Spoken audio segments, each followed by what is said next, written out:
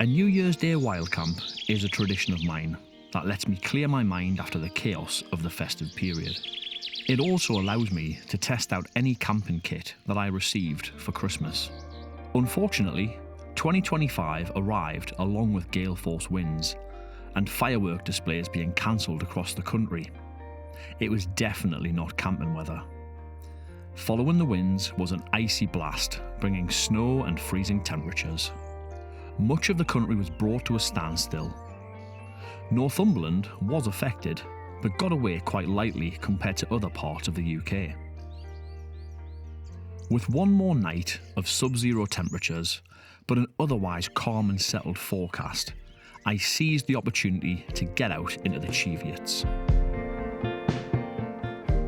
The drive deep into the hills took me to Scotland, approaching the border ridge from the north. This gives a reasonably easy climb up to my intended destination, the summit of Windy Gyle. Road conditions were dicey to say the least, with sections covered in ice and deep frozen snow. It took me twice as long as it usually would to make the journey.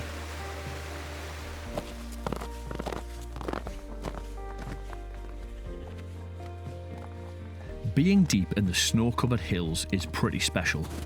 So still, tranquil and stunningly beautiful. Well worth the effort to get there. The route up to Windy Gyle from this direction is absolutely stunning.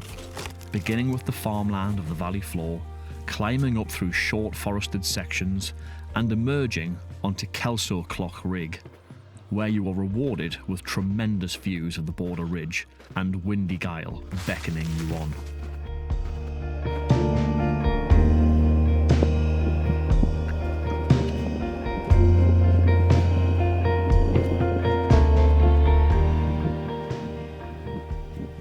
Winters here can be brutal, and with the recent cold spell, conditions underfoot soon deteriorated as I began to climb higher.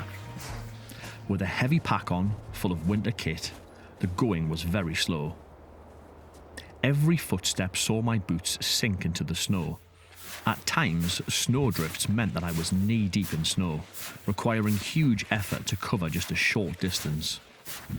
This slow pace and the extra time taken to drive here meant that I was running out of daylight.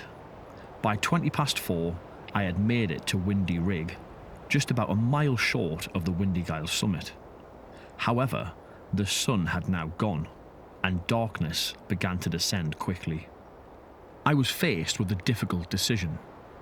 Pitch here, where the ground was reasonably flat, or plough onto the top of Windy Gyle, which would mean walking and pitching the tent in the dark and the cold.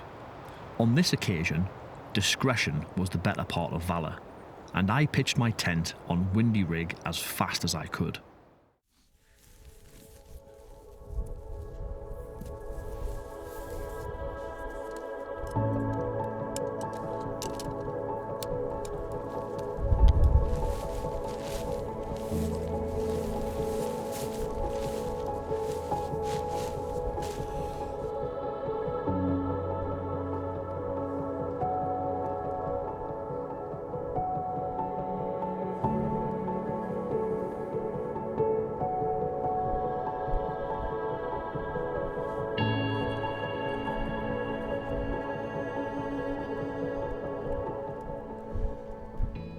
The temperature plummeted, and I was really feeling the effect as I climbed into the sanctuary of my tent.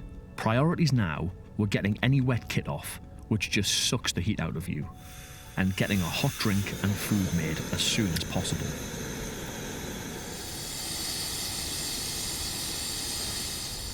This allowed me to put a new pot to the test. I got a 650ml titanium pot. Lightweight, but a decent enough size to boil water for dehydrated meals and a substantial hot drink. I was hoping that this solution would let me ditch the pans and kettle I normally bring, saving pack space and weight. I must say, after this outing, I'm very impressed with this setup, and the MSR Win Pro 2 got its first true test in winter conditions, performing admirably. The long winter night let me test out another gift. A new head torch. Nothing too exciting here, but the Olight Perun 2 fully waterproof, rechargeable and insanely bright, should light the darkest of nights inside and outside the tent. The last new bit of kit was one that I bought for myself. A bit of a luxury, but one I really appreciated as the temperatures dropped to -7 overnight. A pair of Montane anti-freeze down slippers. Very warm, lightweight, and packing down to a tiny size, I was well impressed with these. The forecast was for calm winds all through the night, only picking up the following afternoon. But of course, in the hills, weather is very hard to predict, and at times there were very strong spells of wind. One of these woke me up in the night, but on the whole it was a great night's sleep, hunkered down deep inside the sleeping bag, hiding from the brutal cold.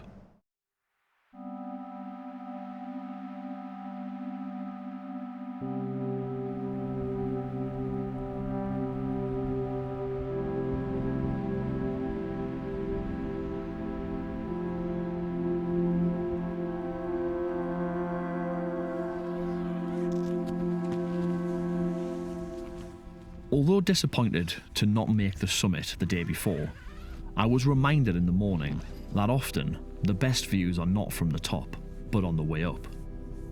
This is part of the reason I enjoy winter camping. It can be bleak, cold and wet, but it can also be very rewarding, especially on mornings like this.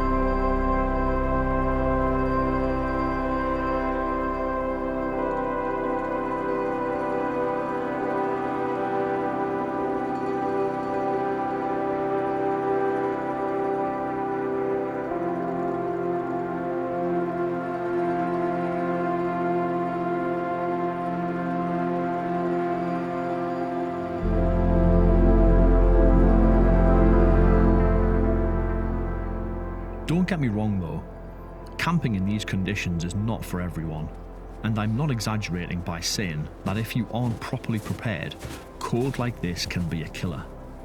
Proper thermals, many layers, and extra emergency clothing are essential. A proper 4-season sleeping bag with a comfort rating well below freezing is a must, and getting off the cold ground is essential. So a good quality mat and the ability to repair it is important.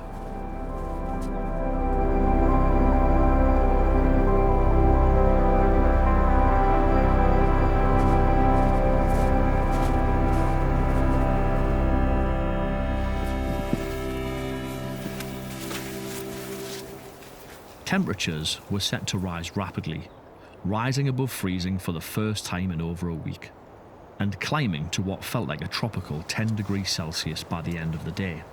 As I approached the farmland on my descent, the signs of the thaw were already visible, and the drive back was far easier than the previous day.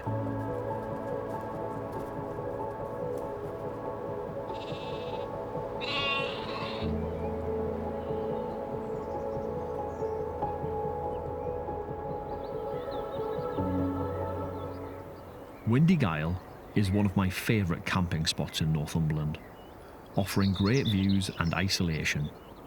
It is also steeped in history. I'll definitely be back to complete my intended camp in the near future, but this was a brilliant little trip. Kit performed admirably and lessons were learned, and the views, well, they just speak for themselves.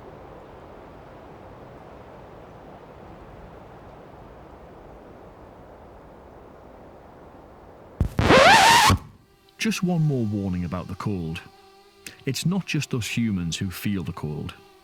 Batteries too can suffer the effects of an icy winter, and on this morning I would find that out the hard way. My drone took off with what would normally be plenty of battery for a short flight, but as soon as I got my first shot in the bag, my heart skipped a beat as a critically low voltage warning appeared, and the drone began an uncommanded descent straight towards the ground. Luckily, it wasn't too far away, and I was able to fly it back towards safety before it inevitably ploughed into the hillside. Luckily, it still works, but it's another lesson learned from this trip.